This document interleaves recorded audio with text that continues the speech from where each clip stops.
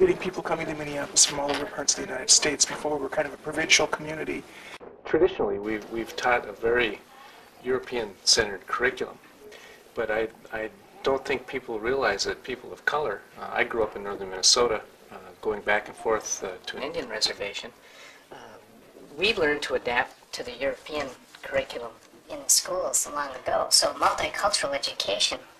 It's not a brand new idea for people that have been responding to a different culture's viewpoint for a long time. And there is no longer a majority-minority.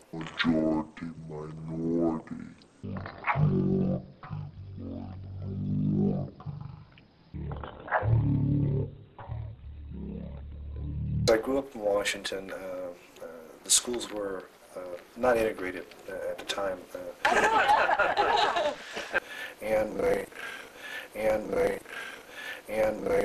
I mean, I am a product of the 60s. It has to feel good. Yeah.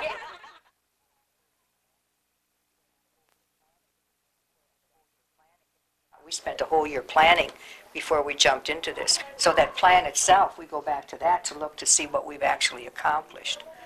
We actually know what those lessons, those instructional units are that we hear the kids planning, talking differently. They have a different knowledge base going on here in the school. I've had children talking to one another and feeling proud about the school, our school, that they were saying, quote, we are multicultural. And they were saying multicultural. Barbara and I were walking down the hallway one day, and this new student was walking with a student who had been here, and they looked at her and said, you mean you don't know about your cultural diversity and heritage? Heritage and heritage and heritage and heritage? You know, it's just like.